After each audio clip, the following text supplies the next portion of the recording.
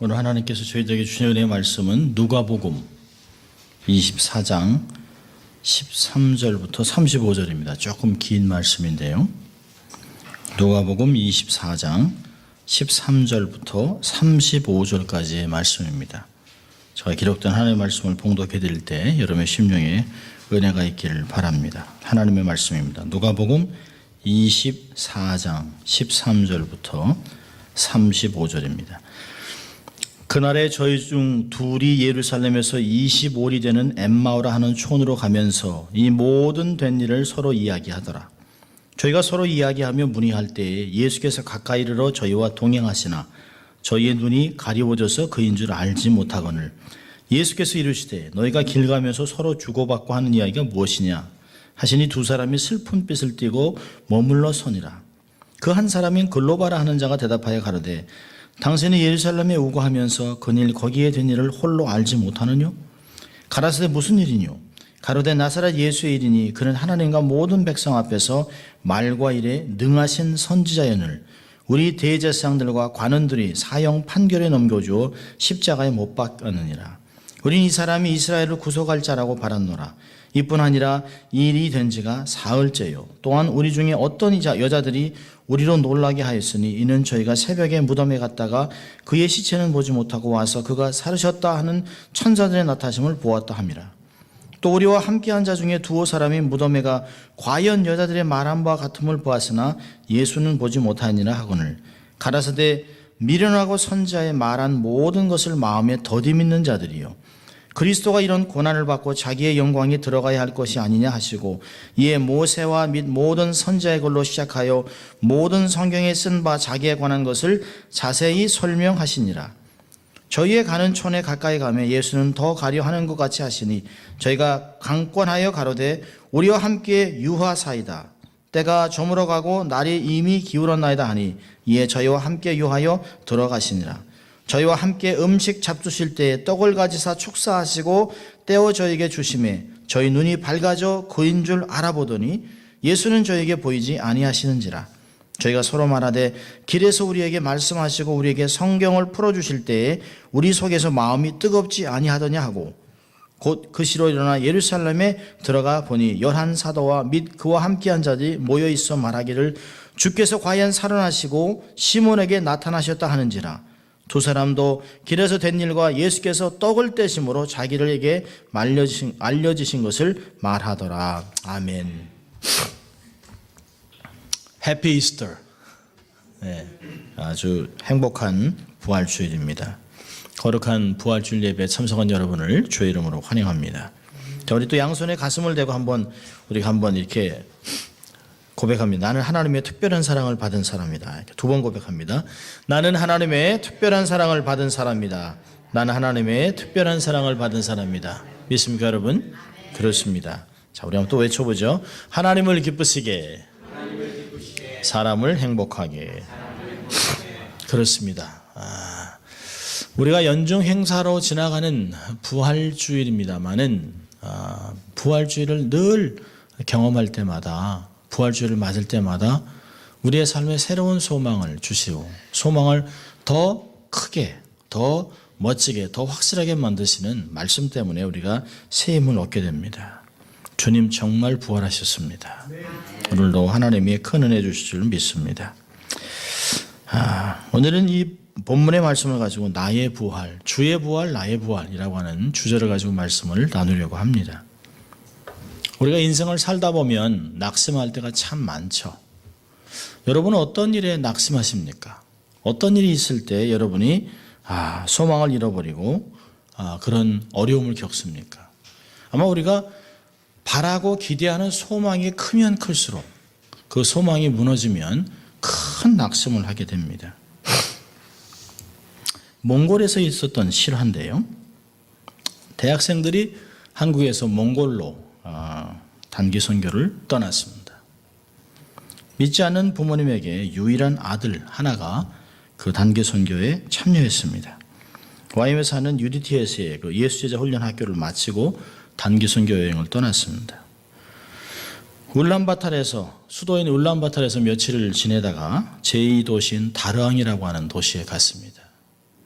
거기서 짐을 풀고 거기서 얼마를 더 가면 어르흥이라는 마을이 있습니다. 거기서는 강이 있기 때문에 지역이 아주 부유합니다. 어르흥 부활교회라는 곳이 있습니다. 강이 있기 때문에 유일하게 농사가 잘 되는 것입니다. 우리 안기주 집사님하고 저희 팀들하고 10년이 넘었네요. 그때 그렇게 다녀온 적이 있습니다. 저희 교회 팀들하고 YM 사역팀, 저희가 또 파송한 박혜영 선교사님의 사역하는 곳을 저희가 직접 방문했던 적이 있습니다. 그리고 거기서 들었던 이야기입니다. 유일하게 강이 있기 때문에 지역이 비옥합니다. 그래서 농사를 짓고 또 그 사람들을 위해서 사역을 하고 교회를 지어서 어르흥 부활교회라고 지었습니다. 어린아이들을 여름 성경학교를 인도하고 또 날이 더우니까 이 대학생들이 아이들을 데리고 강가에 가서 수영을 했는데 아이가 급류에 하나 빠졌습니다. 그 여름 성경학교를 하는 아이가 빠졌으니 얼마나 마음이 답답하겠습니까? 그래서 대학생 하나가 아이를 구하기 위해서 강으로 뛰어들었습니다. 그런데 턱없이 힘이 없으니까 아이를 구하지 못하니까 두 번째 대학생도 뛰어들었습니다. 그리고 결국은 3명이 다 죽었습니다. 시신을 찾을 수가 없었습니다. 그래서 YMDTS 그 YM 베이스 책임자가 백규찬 선교사님이 정부에 도움을 해서 강 하류에 망을 쳤습니다. 혹시 시신이 내려오면 건지려고 했습니다. 한 시체는 건졌습니다. 어린아이도 건졌습니다. 그런데 한 명을 못 찾습니다. 한국에서 유일하게 독자인 아들이 강에 빠져 죽었다는 이야기를 듣고 부모가 청천벽력에 이 소식에 너무너무 놀라서 몽골에 급히 부모가 달려왔습니다. 세월호에 빠졌던 부모들이 자식을 찾고자 하는 마음들을 제가 충분히 이해를 합니다. 자식을 시신이라도 한국에 데려가기 위해서 얼마나 애를 쓰는지 몰라요. 근데 드디어 3일 만에 이 하류에 쳤던, 아주 멀리 하류에 쳤던 그 그물에 시신이 걸렸습니다. 그래서 시신을 가져왔어요. 머리에 통통 부은 시신을 가져왔습니다. 그 부모가 그 노력하고 애를 쓰고 수고하는 정부 관료들에게 감사를 표하고 또 자기 아들을 찾기 위해서 정부에게 부탁을 하고 군인들을 동원해서 아들의 시신을 건져준 YM 책임자에게 감사를 하고 그리고 그에게 그렇게 얘기했습니다. 아들을 찾아주셔서 애써주셔서 너무 감사합니다. 또 단기선교 팀을 호스트한 몽골 베이스에서는 얼마나 마음이 아팠겠습니까? 그래서 울란바토르 공항에서 서로 말없이 울고 허그를 하고 포옹을 하고 수고하라고 안녕히 가십시오. 그리고 얼싸안고 울고 헤어졌습니다. 그리고 YM 베이스는 한동안 말을 잃었습니다. 뭐냐면 단기선교 온 팀들이 사고를 당했기 때문에 이 베이스에 사람이 안 오는 게 문제가 아니라 자기들에게 맡긴 생명을 잃었기 때문에 얼마나 부담이 있는지 몰라요. 그런데 한 몇 달이 지나면서 많은 사람들이 믿지 않는 아버지에게, 믿지 않는 어머니에게 아들이 몽골에서 순교했다는 이야기를 들었습니다. 하나님 앞에 정말 귀한 상급이 있지요. 아무나 순교하는 게 아닌데 그렇게 순교의 반열에 들었네요. 처음에는 이 예수를 믿지 않는 부모이기 때문에 얼마나 분노를 했는지 모른답니다. 아니 아이가 죽었는데 무슨 순교는 당신 아들 죽으면 그렇게 얘기하겠어? 라고 얘기를 했답니다. 그런데 모든 예수 믿는 사람이 하나님이 너무너무 아들을 사랑하시고 그를 받으셨다는 얘기를 듣고 이분이 도대체 이 이야기가 뭔가를 알기 위해서 교회로 들어가서 그 믿음을 배우기 시작했습니다. 그리고 교회에서 목사님의 말씀을 듣고 성경을 읽으면서 아무나 순교하지 않고 하나님의 뜻이 아니면 아무도 죽지 아니하고 아무도 사고 나지 않는다는 것을 발견했습니다. 그리고 그가 다시 몽골로 들어갔습니다. 부모님이 가서 그 선교사님을 만나서 이렇게 고백했답니다.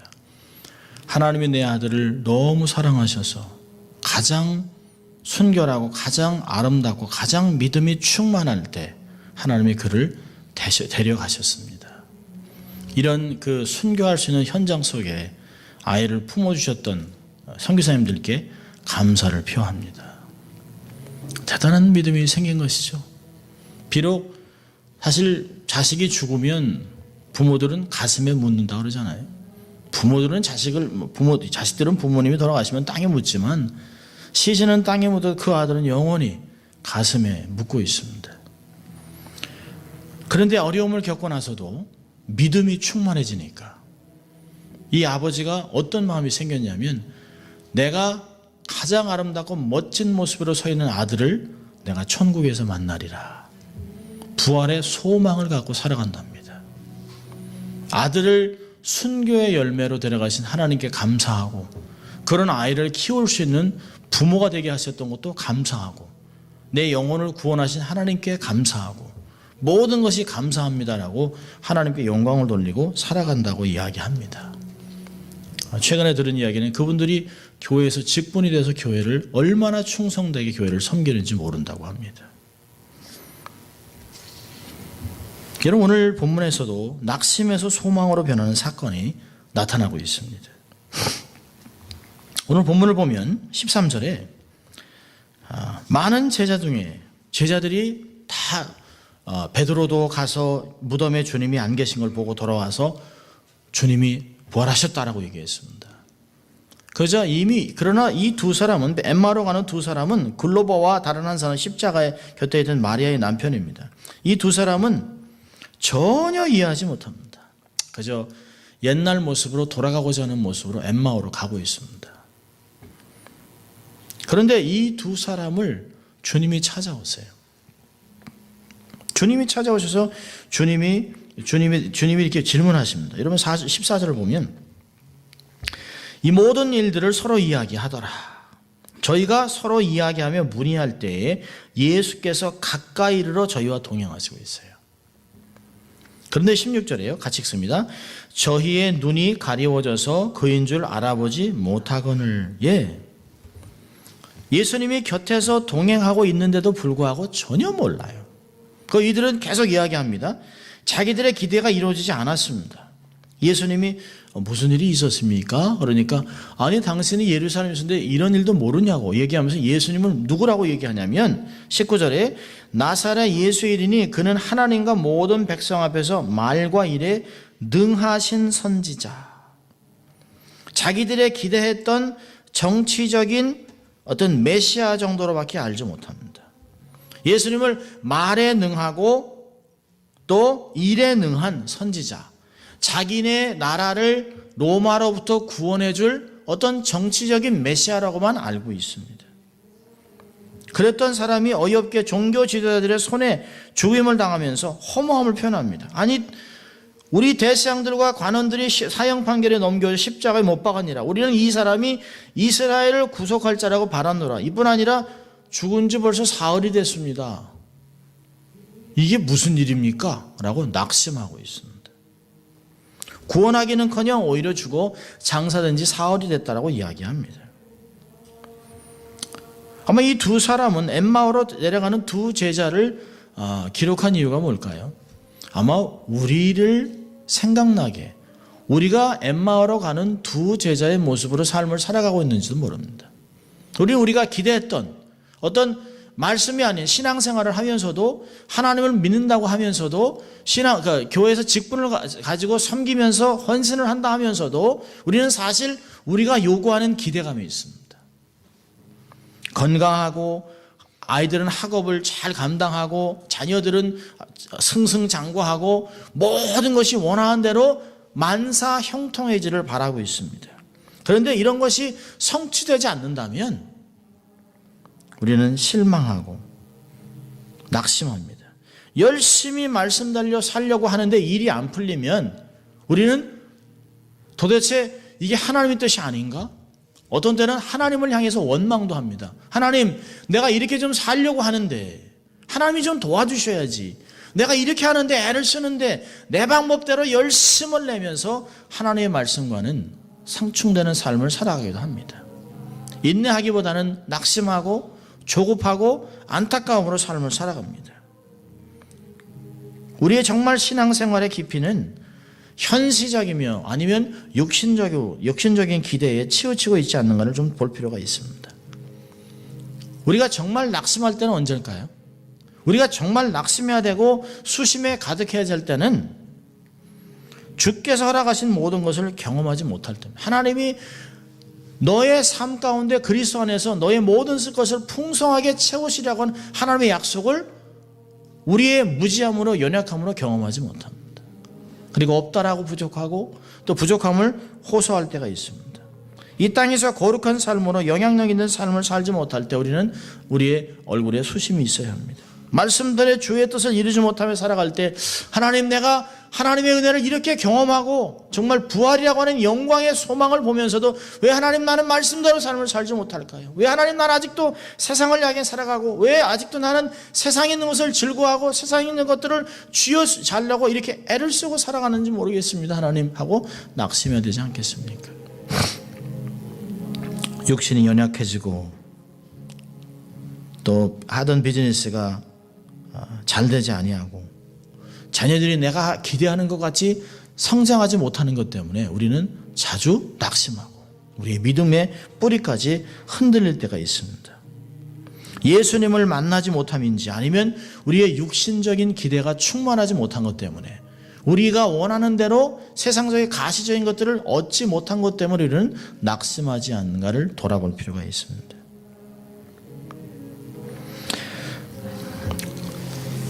이런 낙심한 제자들을 주님이 나무라지 않습니다. 여기에 우리의 소망이 있는 것이죠. 우리가 정말 목사라고 하지만 불평하지요. 원망하지요. 상황을 안타까워하지요. 왜 하나님? 왜? 라고 하는 것들을 고백할 때가 있습니다. 늘 항상 기뻐하고 쉬지 말고 기도하고 범사에 감사하라고 하는 말씀을 알고 가르치고 있는 목사임에도 불구하고 상황의 어려움 때문에 좌절하고 낙심할 때가 한두 번이 아닙니다. 목사뿐이겠습니까? 나이가 10살이든 20살이든 100살이든 똑같이 원망하고 똑같이 조급해하고 삶을 살아갑니다.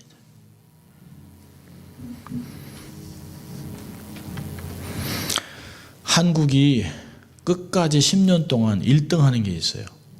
전 세계에서. 자살률입니다. 자살률. 전 세계에 7번째로 부유한 나라인데요. 자살률은 끊임없이 증가하고 있습니다.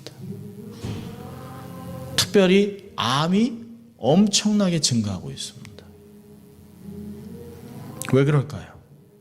조급하고 낙심하고 좌절하고 원망하는 마음의 평강을 누리지 못하고 있다는 것입니다. 정말 여러분, 우리가 주님이 부활하셨다라면, 주님이 내 삶을 주저하고 있다면, 주님이 내 삶의 주인이라면, 정말 나의 목자라면, 주님이 나의 목자 되심으로 나는 아무것도 부족함이 없습니다라고 고백했던 다윗의 고백이 우리의 고백이 되어야지 않겠습니까? 근데 우리 눈에서 원했던 것이 딱 사라지는 그 순간부터 우리는 낙심하고 좌절합니다. 그런데 주님이 우리의 연약함을 너무 잘 아시기 때문에 나무라지 않습니다. 오히려 그 두 제자를 바로 세우기 위해 주님이 찾아오셨어요. 엠마오로 가는 두 제자를 주님이 찾아오셨습니다. 육체적인 기대감 때문에 실망하고 있는 제자들에게 주님이 자신을 계시하고 있습니다. 자신을 보여주고 있습니다. 놀라운 것은 16절에도 우리가 읽었습니다만 저희 눈이 가리워져 그인 줄 전혀 알아보지 못합니다. 현세적인 구원에 치중하고 있기 때문에 주님을 바라보지 못하고 있습니다. 그들과 동행하지만 알아보지 못하고 있습니다. 주님께서 말씀하시지만 알아듣지 못하고 있습니다. 눈이 막혀 있고 귀가 막혀 있습니다. 여러분, 사단이 우리에게 사용하는 육체적인 도구가 두 개가 있습니다. 첫째는 뭐냐면 두려움입니다. 두려움. 두려움이 엄습하면 미래를 바라보지 못합니다. 두려움이 엄습하면 내가 너무 연약하다고 느낍니다. 피해의식을 갖습니다. 또 하나는 낙심시켜 놓는 것이에요. 낙심시켜보면 이것도 역시 현실에 집착합니다. 깨닫지 못해요. 이 두려움과 낙심이라는 도구를 통해서 영적인 눈을 흐려놓습니다. 마치 옛날 그 성경에도 보면, 창세기에도 보면 야곱이 형을 만나러 가는 그때 자기와 자기 가족만 가는 줄 알았는데 한 때가 더 같이 있습니다. 마나하임, 하나님의 군대가 함께 있음에도 불구하고 하나님의 군대가 에서를 정리하고 그의 마음을 변화시키기 위해서 야곱을 보호하고 야곱을 위해서 역사하러 가는데도 불구하고 그는 전혀 이해하지 못하고 있습니다. 에서의 형에 대한 두려움 때문에 영적인 눈이 흐려졌습니다. 여기도 마찬가지예요. 낙심한 것 때문에. 이 낙심이라는 게 얼마나 무서운지 몰라요. 이 낙심이 영적인 눈을 흐리게 했어요. 그러니까 현실에 집착해요. 영적인 것은 하나도 깨닫지 못하고 있습니다. 평상시에 자기들에게 말씀을 전해주셨던 주인이셨던 목자였던 랍비였던 예수 그리스도도 알아보지 못합니다. 왜요? 낙심한 상태에서는 우리의 생각이 굳어버립니다. 예수는 죽었다고 생각하기 때문에 곁에 살아있다고 전혀 생각하지 못하고 있습니다. 예수님에 대해서 잘 알고 있지만 정작 자기의 삶의 곁에 있는 예수님은 전혀 이해하지 못합니다. 머리 지식이 경험되지 않은 상태로 가득합니다. 여러분, 우리의 신앙은 머리에 있는 지식이 가슴으로 내려와서 삶에 경험되어질 때 힘이 있는 것이에요. 제가 가끔 나누는 예화입니다마는 처녀 산부인과 의사, 그 처녀 산부인과 의사가 무엇을 설명할 수 있겠습니까? 머리로만 갖고 있는 것이죠. 마치요, 군대를 한 번도 가보지 않은 제가 군대 얘기를 하면 얼마나 우습겠습니까? 주님을 알아보지 못하는 제자들을 주님이 나무라지 않습니다. 주님은 한 번도 어찌하여 너희들이 나를 알아보지 못하느냐? 이 녀석들 너희들하고 3년을 거하지 않았느냐? 어째서 이러고 다니는 거야? 라고 나무라지 않습니다. 오히려 주님이 하신 일이 뭘까요? 주님은 천천히 그들의 영안을 열어주고 있습니다. 말씀을 풀어 가리키고 있습니다. 25절에 한마디 해요. 미련하고 선지자의 말한 모든 것을 마음에 더디 믿는 자들이요. 그리고 그리스도가 이런 고난을 받고 자기의 영광에 들어갈 것을 알지 못하느냐라고 모세와 선지자의 글과 모든 성경에 쓴 자기에 관한 것을 자세히 쭉 설명해 주고 있습니다. 말씀으로 질문도 하고 답변도 하고 설명해 주고 있습니다. 그리고 30절에는 주님이 떡을 떼어 그들에게 축사하고 있습니다. 말씀과 함께 그들에게 성만찬을 연상케 하십니다. 과거에 받은 은혜 사건을 기억나게 해요. 말씀으로 충분히 이해하지 못하기 때문에 예화를 사용해서 설명하고 있습니다. 떡을 떼어 하나님께 축사했습니다. 그러자 갑자기 31절에 저들의 눈이 밝아집니다. 여러분, 저들이 어떻게 그들이 예수님인 줄 알았을까요? 떡을 떼고 축사하기 때문에? 똑같은 방식으로? 아닙니다. 사람은 여기에 구멍이 없습니다. 살아있는 사람은 여기에 구멍이 없어요. 십자가에 못 박힌 구멍, 뻥 뚫린, 두 손에 뻥 뚫린 손으로 떡을 떼고 빵을 뗄 때 그제서야 자기들 앞에서 떡을 떼고 축사하는 분이 바로 예수님인 줄 알았습니다. 누구든지 떡을 떼고 축사할 수 있겠죠. 그러나 여기 십자가에 못자국이 엄청나게 큰 구멍이 손에 2개 있는 것을 보고 저들이 깜짝 놀라 눈이 열립니다. 떡을 떼어줄 때 손에 못자국을 보여주심으로 저들이 눈이 밝아져 그인 줄 알았습니다. 여러분, 삶은 주님을 만날 때 변화가 시작됩니다. 주님을 만날 때 눈이 밝아집니다. 여러분, 중국 지하교에서 있었던 일인데요. 성경을 체계적으로 가르쳐줄 목자도 없었습니다. 성경도 한 권밖에 없어서 돌아가면서 읽습니다. 저는 최근에 북한 지하교회 교인들이 잡혀서 총살을 당할 때 그들이 주여 하고 외치는 그 클립을 일본 사람이 찍어왔습니다. 지하교회, 북한에도 지하교회에 지금 20만에서 많게는 40만의 사람들이 있습니다. 그들이 정말 하나님 앞에 기도하는 소리까지 녹음된 게 있어요. 한번 저희들에게 보여드릴 것입니다. 저들이 예수 믿는 것 때문에 끌려와서 열몇 명이 한꺼번에 총살을 당할 때 모든 자들이 아버지 주여를 외치고 순교를 했습니다. 중국에도 제가 오래전에 83년, 85년에 사역을 할 때 보면 이런 성경이 없었습니다. 그런데 손으로 쓴 성경, 그것도 그 성경을 갖고 있으면 걸리기 때문에 이 성경을 싸고 하고 비닐을 싸서 변기통에 집어넣었습니다. 줄로 묶어서 화장실에. 그리고 읽을 때면 화장실에서 꺼내서 변기통에서 꺼내서 물로 다 닦고 다 비닐을 벗기고 천을 벗기고 그러고서 그것을 읽습니다. 신약 성경만 이렇게 두껍습니다. 어느 한 지역에서는 성경을 한 권 갖고 있다가 뺏기면 큰일 나기 때문에 성경을 쪼갰습니다. 쪽복음으로 쪼갰습니다. 어느 한 사람은 자기네 가족, 친척 전체 28명이 마태복음을 통째로 장별식 외웁니다. 그러니까 성경을 가르쳐줄 사람들이 없기 때문에 제가 성경을 이렇게 성경 날르는 사역을 했는데요. 성경을 갖다 주면 성경을 붙잡고 눈물을 줄줄줄 흘려요. 자기가 살아 평생 이 성경을 만져볼 생각을 못했다는 것이. 근데 지금은 얼마나 많은 자들이 예수를 믿는지 모릅니다.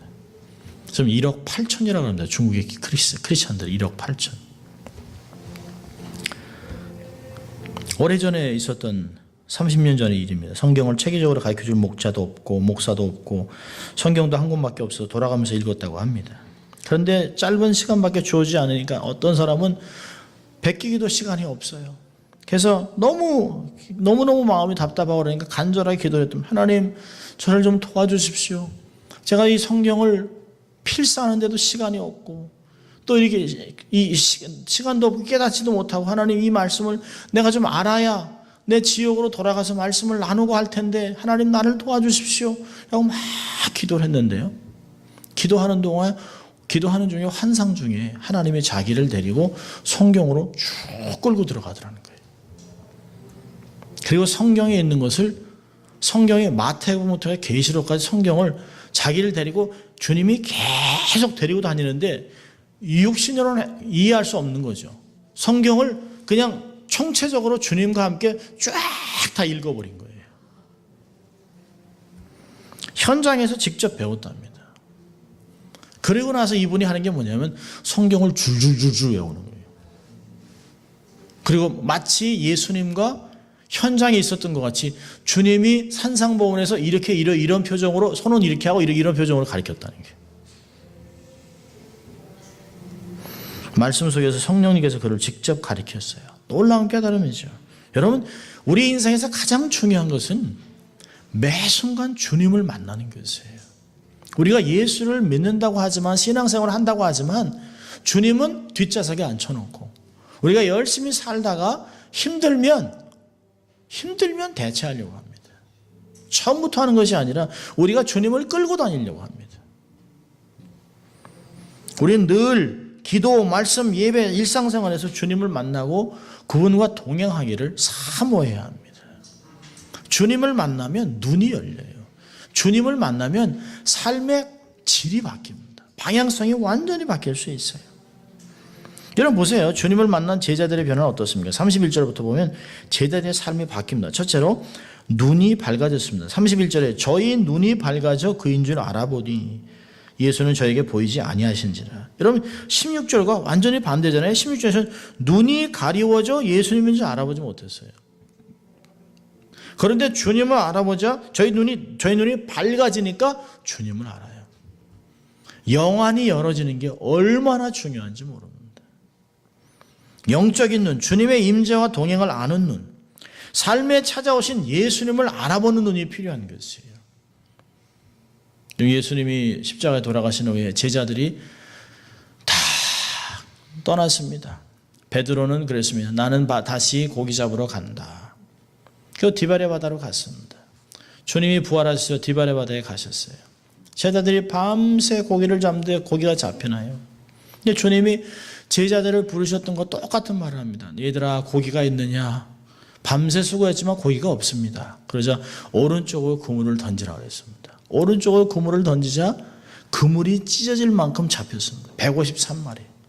그러자 이들이 뭐라 해요? 그 중에서 요한이 주시라 얘기합니다. 이건 주님이다. 근데 말하기는 요한이 먼저 했지만 성질이 급한 베드로는 그냥 달려 물로 들어가죠. 주님 앞에 가서 주님 앞에 아무 얘기도 못합니다. 여러분 우리의 삶에서 늘 곁에 계신 주님을 발견하면 우리는 결코 교만할 수 없습니다. 낙심할 때도 주님은 곁에 계세요. 우리가 분노할 때도 주님은 곁에서 안타까워하십니다. 우리가 승리할 때 주님은 옆에서 박수 쳐주십니다. 우리의 삶 속에 늘 주님이시다. 아이들이 공부를 열심히 하면 거봐 내가 열심히 기도했잖아 라고 하는 게 아니라 주님이 너를 도와주셨구나. 주님이 하셨다. 우리는 늘 그렇게 할 필요가 있습니다. 우리의 수고, 우리의 열심 그것이 중요한 것이 아니죠. 거기에 주님이 함께 하셨다는 게 너무 중요합니다. 주님이 하셨습니다. 나의 나된 것은 하나님의 은혜라고 고백할 수 있는 것은 주님이 내 삶에 늘 계심을 기억하고 발견할 때입니다. 우리의 영안이 열리는 게 너무너무 중요한 것이에요. 주님을 만나자 닫혔던 눈이 열렸습니다. 주님을 만나자 사도 바울은 눈에 비늘이 벗겨졌습니다. 고정관념이라고 하는 비늘이 벗겨졌습니다. 전통이라고 하는 비늘이 벗겨졌습니다. 눈이 밝아지면 너무 필요한 것입니다. 여러분 눈이 없는 사람이 어디서 다 있지요. 그런데 보는 것이 다가 아닙니다. 영안이 열려서 하나님이 내게 허락하신 소망, 내게 부르심, 내게 주신 영광의 기업들을 발견할 수 있는 눈이 필요한 것입니다. 눈을 가지고 봐도 모르잖아요. 우리는 어떤 눈이 필요할까요? 현실 뒤에 역사하시는 하나님의 손을 바라보는 눈이 필요한 것입니다. 주님을 만나면 눈이 영안이 밝아집니다. 두 번째는요. 어떤 변화를 경험했을까요? 제자는 32절 보면 저희가 서로 말하되 길에서 우리에게 말씀하시고 우리에게 성경을 풀어주실 때에 우리 속에서 마음이 뜨겁지 아니하더냐 하고 마음이 뜨거워집니다. 말씀을 들을 때 여러분 우리가 말씀을 듣는다는 게 뭐예요? 매일 부활주의를 경험하는 것이에요. 매일매일. 여러분 어떤 분들은 그렇게 기도합니다. 우리가 죽을 뻔했던 저희를 살려주신 아니요. 그렇게 기도하면 틀린 것이에요. 죄로 죽었던 우리를 부활시켜 주신 것이에요. 그렇다면 우리는 매일 부활을 경험하고 살아가는 사람입니다. 말씀을 읽을 때 정말 우리의 마음이 뜨거워진다는 거예요. 찬양을 드릴 때, 기도할 때, 주를 위해 일할 때 깨달음이 있습니다. 소명이 일깨워집니다. 이게 뜨거움의 역사입니다. 말씀과 성령으로 마음이 뜨거워지면 환경은 더 이상 거침돌이 아닙니다. 내 마음만 뜨거워지면 내 육신의 연약함은 거침돌이 아닙니다. 우리의 마음이 뜨거워져 하나님을 향한 열정이 있으면 우리에게는 어떤 것도 장애물이 될 수가 없습니다. 하나님을 경외하고 사랑하는 자에게는 어떤 것도 장애물이 될 수 없다라고 이야기한 말씀은 정말 맞는 말씀이죠. 그래서 우리는 성령의 충만함을 경험해야 됩니다. 그래서 매주 금요일마다 성령이 임하면 우리의 삶에 어떤 역사가 나타나는가를 말씀을 통해서 계속 강해를 하고 우리가 뜨겁게 기도하는 이유입니다. 우리가 마음이 뜨거워지면 나의 한계를 뛰어넘게 됩니다. 영혼이 내 마음이 뜨거워지면 우리의 눈이 패러다임 시프트가 생겨요.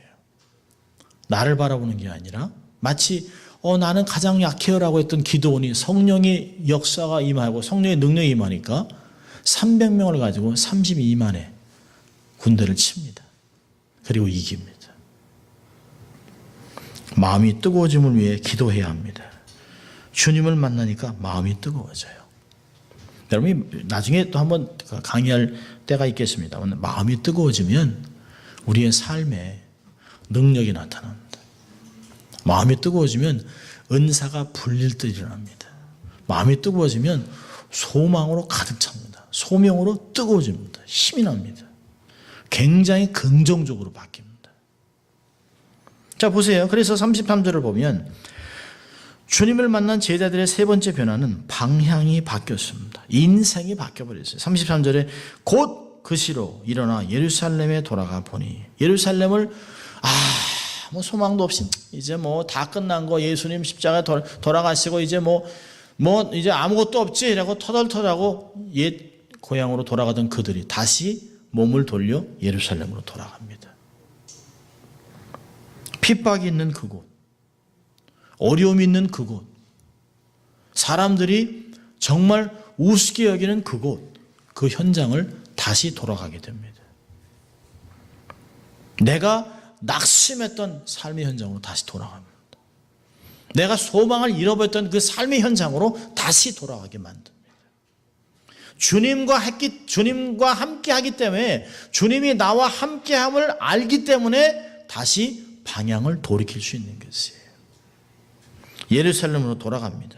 34절 35절 보니까 진리를 깨닫고 증거하기 시작합니다. 52절에 기뻐하고 있습니다. 53절에 찬송하고 있습니다. 이제는 더 이상 두려움이 없어요. 주님의 십자가, 내 십자가, 주님의 부활, 나의 부활, 주를 위하면 나도, 주님이 나를 위해 돌아가시고 다시 부활하셨다면 나도 부활할 것이기 때문에 아무것도 두려움이 없다라고 어려움의 현장으로 들어갑니다.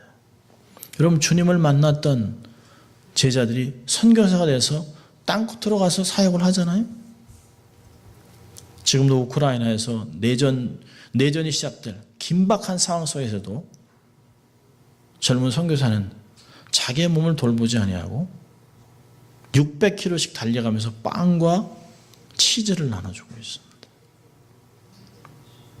젊은 코리안, 아주 체구도 작은 코리안이 현지인과 함께 와서 빵과 치즈를 막 나눠주고, 옷도 막 나눠주고 있어요. 막 다 떠나는데, 외국인 선교사 다 떠나는데 남아서 빵과 치즈를 나눠주고 있습니다. 왜? 주님과 함께 부활의 약속을 갖고 있기 때문에 순교도 각오하고 살아가는 것이에요. 주님을 만난 열정이 너무 뜨겁기 때문에 환경이 두렵지 않습니다. 많은 사람이 정말 동네 사람들을 때리고 그냥 힘들고 막 빵 하나를 위해서 막 사람을 죽여서 뺏는 가운데서도 하나님의 그들의 삶을 머리털 하나 상하지 않게 지켜주고 있습니다.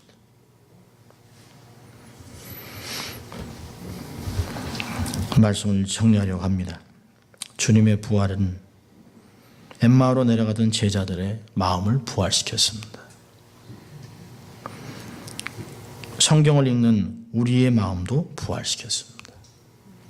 낙심하고 현실에서 좌절하고 어찌할까 모르는 사면초 같은 환경에 있는 우리들의 영안을 열어주셨습니다. 저는 여러분들에게도 눈이 열리는 일이 있기를 바랍니다. 마음이 뜨거워지는 일이 매 순간마다 있기를 소원합니다. 다시 주를 향해 발걸음을 힘차게 돌리는 엠마에서 예루살렘으로, 낮은 곳에서 높은 곳으로, 편안한 곳에서 주를 위해 헌신하는 자리로 돌아가는 여러분들 될 수 있기를 바랍니다. 우리의 남은 인생길이 주와 함께 동행함으로 시대의 어떤 흐름에 따라 낙심하고 좌절하는 것이 아니라 오히려 소망 가운데 승리를 선포하고 주의 부활, 나의 부활을 외치고 살아가는 여러분들 될 수 있기를 주의 이름으로 축원합니다. 기도하겠습니다. 하나님 아버지, 감사합니다. 오늘도 저희들의 삶을 말씀으로 도전하시고 주님의 부활을 우리의 부활로 확신하게 하신 주님 감사합니다. 어떤 상황 속에서도 우리와 동행하시고 세상 끝날까지 너희와 항상 함께하겠다라고 한 그 약속의 말씀을 확신하고 주님과 동행하며 우리의 삶을 다시 하나님께 헌신하는 저희들 될 수 있도록 하나님 축복하여 주시옵소서. 감사하고 예수님 이름으로 기도합니다. 아멘.